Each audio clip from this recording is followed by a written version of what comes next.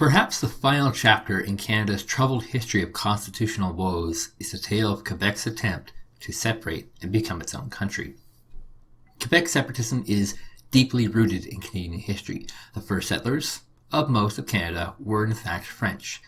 When you look at Alberta, you think white English province. But the first settlers of Alberta were French, evidenced by the towns like Beaumont, Lac-La-Biche, and Villeneuve. During colonial times, after the French conquered Canada, they made an effort to purge the French from many regions of the country. The Acadians of Nova Scotia and New Brunswick were sent packing and are today's modern Cajun people. The French Albertans and Saskatchewanians were diluted by immigration policies.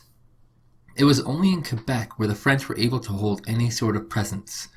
This was because, as the colony of Canada, Quebec had 50% of the power and required consent of a separate French parliament in order to pass any laws. This gave French Canada a lot of power in making sure that anti-French measures were tightly controlled. However, after Confederation was signed, the powers of Quebec were diluted, and Quebec no longer controlled her destiny. Instead, this would allow for other provinces to gang up on Quebec and pass anti-French laws. In the late 19th century, controls were placed on immigration to make sure that immigrants spoke English and were coming from English-speaking parts of the world. While Chinese, Sikhs, and Punjabi were all forced to fork over money to come into the country, English-speaking Indians, Chinese, and Sikhs were allowed into the country with relative ease. In Manitoba, they closed down all of their French-speaking Roman Catholic schools in favor of an English-only public school system. A few years before, English was made the official language of Canada. This watered down Canada's French-speaking populations more. During the Ukrainian exodus, Canada took on thousands of Ukrainians who flown to Alberta and Saskatchewan to become farmers. The Ukrainians were required to speak English, which completely disintegrated the French presence there. So Quebec was truly alone in Canada. Over time, the province was becoming more isolated and becoming more unique. In 1917, Quebec was the only province in the country to oppose conscription. Anti-French sentiment grew in the 20th century. In 1934, the government of Ontario took the Dion quintuplets from their French family, worried that this national treasure might be raised in an unclean French environment. And that brings us to modern times. Quebec has gone from a province with full control of its province to one that has lost it to the federal government and is being bullied by other provinces. Even today, when you look at the Energy East pipeline issue, all the provinces are turning on Quebec for not approving this, despite BC having also not approved the pipeline. In 1960, a paramilitary group formed in Quebec called Le Front de Libération du Québec, or FLQ. All around the world, independence movements were creating paramilitary wings. Che Guevara had liberated Cuba for Fidel Castro, large tracts of Latin America, and had gone to the Congo. Guevara wasn't an ideologue like Castro. He was simply a professional overthrower of governments and wrote a book to this effect. It was a very global phenomenon.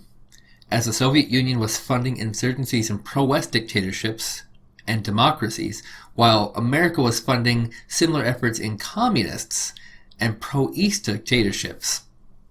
The FLQ was more of an ultra-nationalist movement, like the Irish Republican Army. However, Russians saw this group as being just too fanatical and didn't want to be associated with them, so they doctored information to show that the FLQ was a CIA false flag operation. And this was the official story, right up until 1990, when the Soviets finally admitted to the forgery. In the early days of the FLQ, they had few successes. In one incident, they threw 3 Molotov cocktails in a restaurant, in which the restaurant owners simply used a fire extinguisher and went on with their business. In another incident, they planted a bomb at a public rail track. Despite this, the train continued going on, and the engineer in charge simply would warn of a rough patch coming up. In 1968, a new FLQ was formed. This one had exploded 52 bombs within a year. Just one bomb a year later would kill 27 people in Montreal Stock Exchange. Another bomb was on the mayor of Montreal's house. Riots were breaking out across the city. Popular sentiment was aligning with separatism. And this brings us to the October Crisis. The FLQ had kidnapped a British Trade Commissioner, the Vice Premier of the province, and some office staff. They made their demands, and when they were denied, they killed the Vice Premier of Quebec. However, a meeting of 3,000 students came out in support of the FLQ and their manifesto. Prime Minister Trudeau promised to change legislation to make Quebec more included in Canada. But for now, he instituted the War Measures Act. This Emergency Power Act would give Trudeau dictatorial powers for an unlimited amount of time until he declared the emergency was over. Arrests were made from Newfoundland to BC. All of the FLQ supporters began to flee and denounce the organization. The Canadian government broke with tradition and negotiated with the hostage takers, and in exchange for 5 FLQ members getting to escape to Cuba, the British Trade Commissioner was freed. In 3 months, the Canadian military and RCMP had brought the FLQ down to nothing. However, while the paramilitary organization had died, their ideas had stayed alive. In 1976, a brand new political organization called Le Parti Québécois had taken hold in Quebec, a separatist political movement. This was an unusual party. They were the first in the country to approve of Aboriginal self-government and settled many land claims independent of the federal government's jurisdiction. They also had a French charter of rights specific to their people. René Lévesque was only a separatist in name, though. The reality is he wanted to govern Quebec and make it into a unique province inside of Canada with separate rights.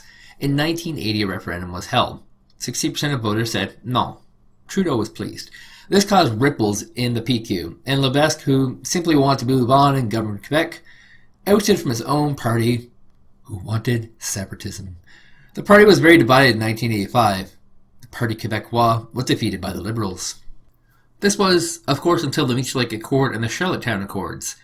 These were agreements set up by Brian Mulroney in an attempt to convince Quebec to sign the Constitution. This brokered agreements with the provinces, granting them more power and a more reliable stream of income. It's worth mentioning that all of the issues touched by the Charlottetown Accord are still an issue today. For Quebec, increased powers, but also constitutional recognition that Quebec is a unique province within Canada. For the purposes of unity, this was a very important distinction and meant that Canada would protect Quebec's culture and give Quebec input into its own affairs, not all that dissimilar to how it might have been in 1867. In 1992, the Charlottetown Accord went to a referendum and was soundly defeated. Canadians believed that this accord gave Quebec too much power and did not want to give Quebec the distinction of being a unique province. This had a very major impact on the general moods of Quebecois. A new federal party called the Bloc Québécois was formed with former PC minister Lucien Bouchard. Bouchard had defected from the PCs to form his new party. With him, he brought a handful of PC MPs and a couple of Liberal MPs. Their first election win was in 1990, when Gilles Duceppe had won a by-election. It's worth mentioning that the anti-French pro-Alberta Reform Party had also won a by-election the same year. The Bloc had a goal of supporting the goals of the PQ, and the BQ would negotiate and settle affairs at the federal level. The collapse of the Charlottetown Accord also represented the collapse of the largest PC coalition in history. In the 1993 election, the PCs were brought down to but 2 seats. Beating the Reform Party by just 1 seat, the Bloc represented the official opposition. As the official opposition, they would have control over debate and focus more questions on Quebec sovereignty. Maybe it was destiny that the Liberals would choose French Jean Chrétien to be the leader of their party. Chrétien spent the time solidifying power. While the Frenchness of Chrétien is symbolically important, the more important step happens just after the election. Chrétien decides to appoint Newfoundland Premier Brian Tobin to become Minister of Fisheries. It's rather rare for a premier of a province to resign in favor of a minor ministry, but Tobin took it. Brian Tobin was given the position without even holding a seat. For a week, he was both premier and minister, a distinction no other person in Canadian history holds. When the 1995 referendum on Quebec sovereignty had come, the federal government was ready. the PQ was voted back into power in 1994 and was going to call for a referendum. The federal government had prepared a package of pro-Canadian propaganda that would air from when the PQ first get elected until the referendum. Including this would be a map of what Quebec would look like before and after the referendum was held, losing most of its territory to Aboriginal nations. Brian Tobin earned the nickname Captain Canada for his defense of the liberal Canadian identity.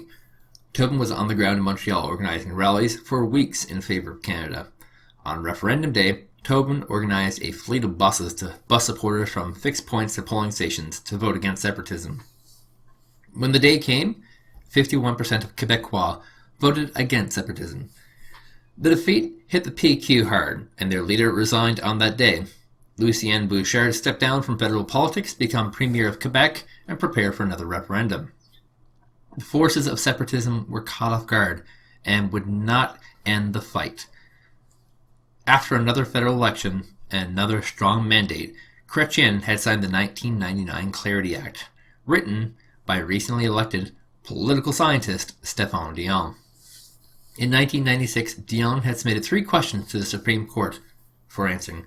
They were, under the Constitution of Canada, can the National Assembly, Legislature, or Government of Quebec effect the secession of Quebec from Canada unilaterally?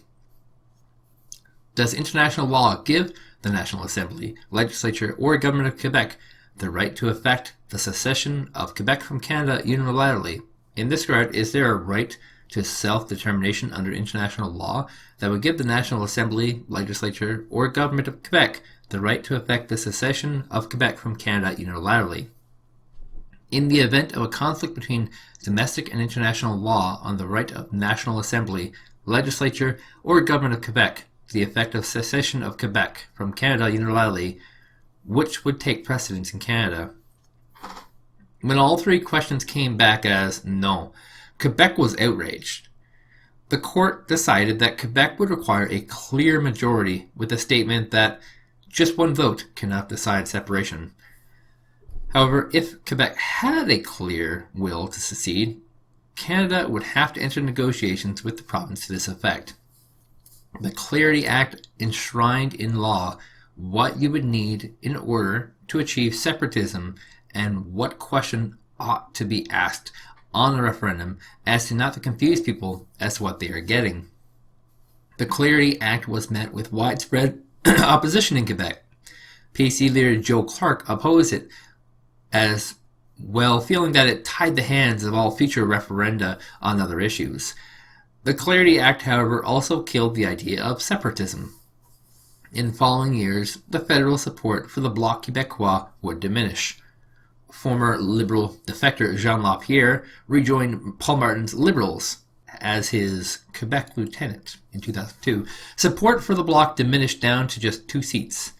On November 24, 2006, Quebec was recognized as a unique nation within Canada by an unlikely source, Stephen Harper. I repeat that, the Québécois are a group of people with a language, a culture, a history, and identity. And according to the dictionary definition, that constitutes, in cultural sociological terms, a nation.